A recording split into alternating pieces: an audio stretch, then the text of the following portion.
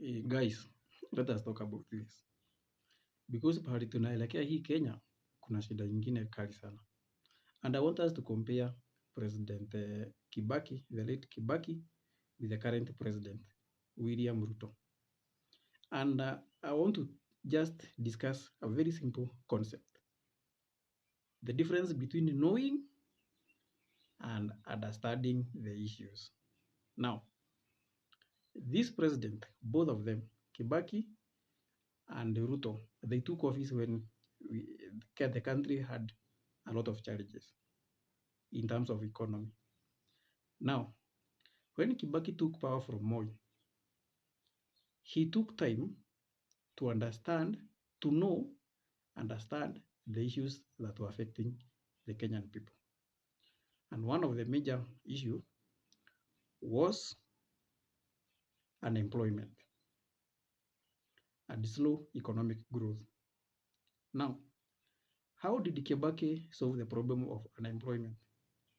So many things, but I'm going to focus on only two of them.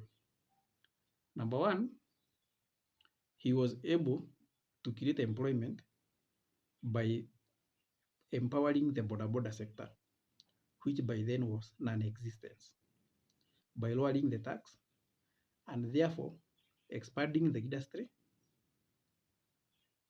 in that sector and offering employment opportunities to many young people. And that one led to the growth of the country. Now, the other thing, Kibaki also expanded the education sector by bringing about the parallel degrees, empowering private universities, and so many other things that he did, including issues to do with the CDF.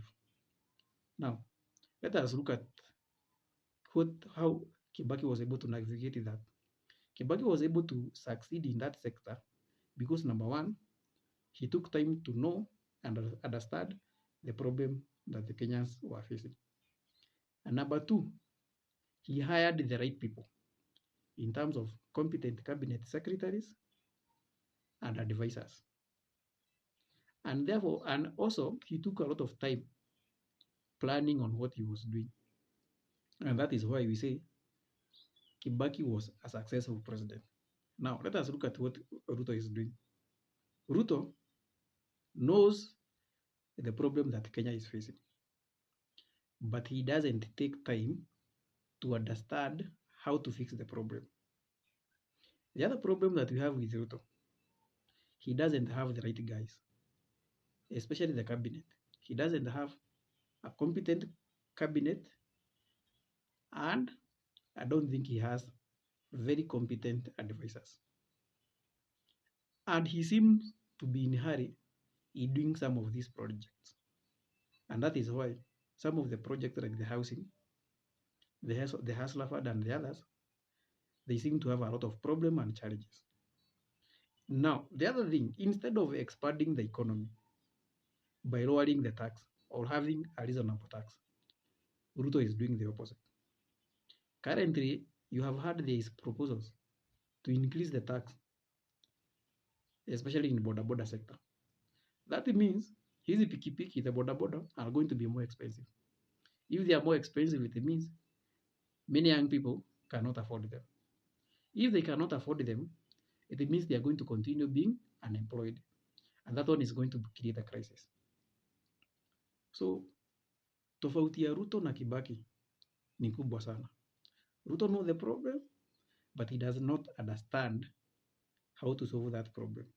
And he doesn't take time to understand the situation. And the other thing, he doesn't have the right people. Kibaki had almost the same problem like the one that Ruto is facing. But Kibaki had the right guys. He took his time and he applied economic principles. Ruto is not doing none of that.